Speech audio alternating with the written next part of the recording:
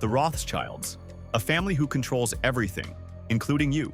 Today, we will be uncovering this dynasty that, on paper, looks like ordinary bankers. But in reality, they are the hidden architects of wars, the invisible crown behind monarchs, and the unseen hand shaping revolutions.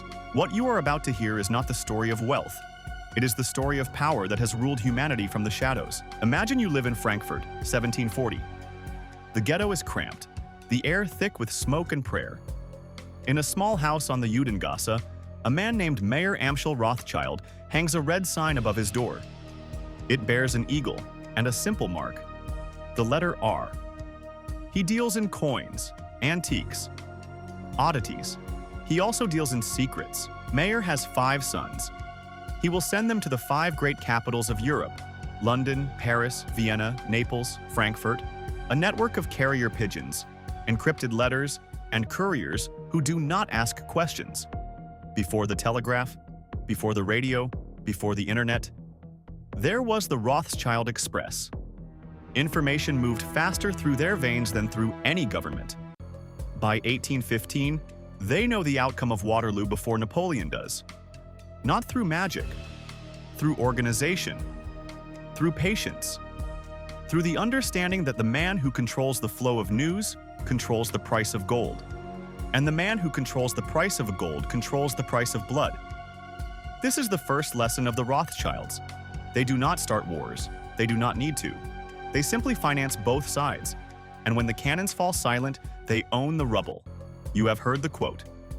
Perhaps it is apocryphal, perhaps it is not.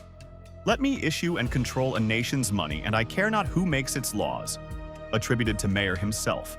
But the truth is older and colder. The Rothschilds never said that aloud. They never needed to.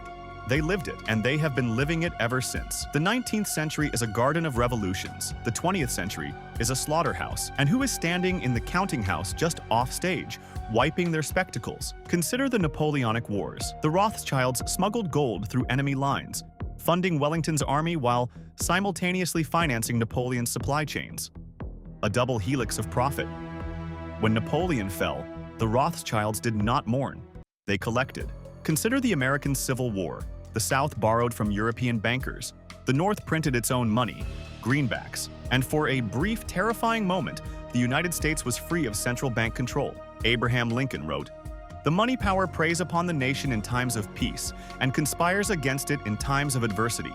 He was shot in a theater 6 days after the war ended. Consider World War I. The Rothschilds' London and Berlin branches were on opposite sides of the trenches, and yet, the family remained unified. Private letters exchanged between cousins in England and Germany, passing through neutral Switzerland, ensured that no matter which empire fell, the House of Rothschild would rise from the ashes. The 20th century is a river of blood. The Rothschilds are the dam. They financed Hitler? No, that is too simple. They financed Germany. They financed Britain. They financed America. They held bonds in every major power. They lent money to the victors and the vanquished alike. When the Treaty of Versailles crushed Germany under impossible debt, who held that debt? Who profited from the inflation that turned wheelbarrows of marks into kindling? Follow the gold. Always follow the gold. And if you follow it far enough, you will find that gold does not have a nationality. It does not have a conscience. It has only a ledger. And the ledger is written in a script that only 5 families can read. The Rothschilds are the first among them, but they are not the last. Monarchs are easy to see. They sit on thrones, they wear crowns, they wave to crowds. In 1910, on Jekyll Island, a secret meeting of the world's most powerful bankers drafted the plan that would become the Fed. Nelson Aldrich, senator and grandfather to the Rockefellers, attended. So did representatives of Rothschild-controlled banks in London and Paris. The result? America's money supply became a debt instrument. Every dollar printed is a dollar borrowed, with interest, from the private bank that prints it. A nation that prints its own money owes nothing. A nation that borrows its money from a central bank owes everything. Inflation is not an accident, it is a tool.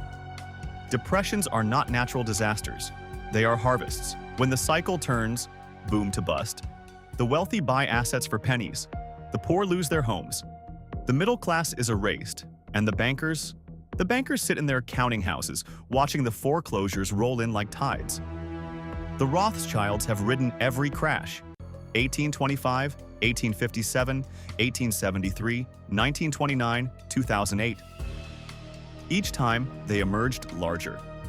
Each time, the gap between the dynasty and the dying widened. They do not wish to destroy money. They wish to own the definition of money. And when you own the definition, you own the world.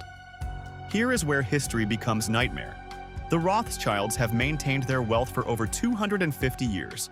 That is remarkable, but not impossible.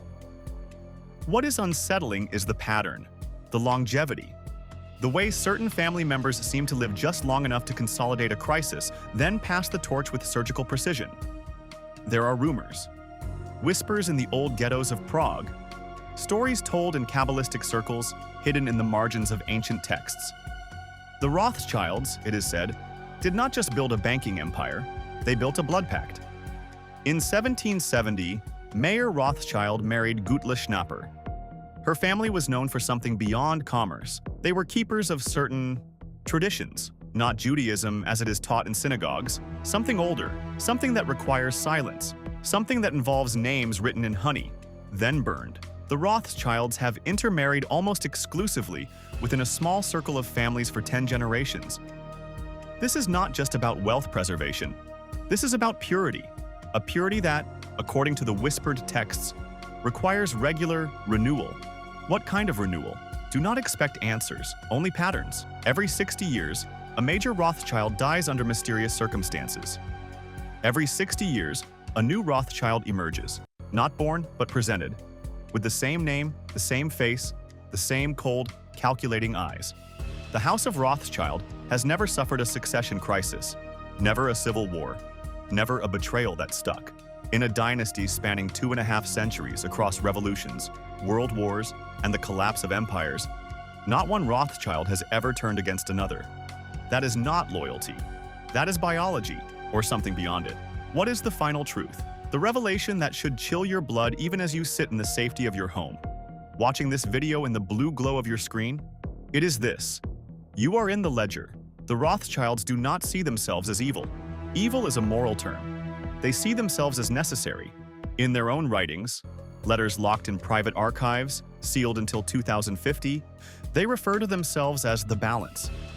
They believe that without a single unbroken dynasty to manage the world's wealth, humanity would collapse into permanent war.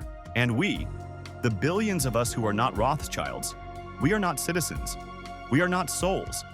We are liquidity. Every time you swipe a credit card, you pay them a fraction of a cent.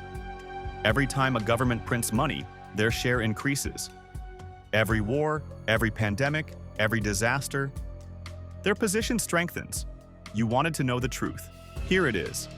There is no cabal meeting in a secret room to decide your fate. There is no single moment when the plan is revealed. The plan is the system. The Rothschilds do not rule the world. They are the world's architecture. And architecture does not need to be evil. It simply needs to stand. But ask yourself, as you sit there in the quiet, with only the hum of your screen, ask yourself, who built the cage? And why do you feel, just for a moment, that someone is standing behind you? The Rothschilds are not a myth. They are not a boogeyman. They are a family. A very real, very wealthy, very private family. And they have done nothing illegal. Nothing that could be proven in a court of law. That is what makes them terrifying. They operate in the spaces between laws, between wars, between your breaths. Do not fall into paranoia. Paranoia is paralysis. Instead, watch, listen, read history not as a story of heroes and villains, but as a balance sheet. Follow the money. Always follow the money. And when you see a crisis on the news, a market crash, a war, a pandemic, do not ask who caused it, ask who profited. The answer will not always be a Rothschild, but it will always be a name that traces back to a counting house, a red sign, a dynasty that never dies. You are not a conspiracy theorist. You are a student of the hidden world. Stay vigilant, stay curious, and never stop looking behind the curtain, because the curtain is the only thing keeping them hidden.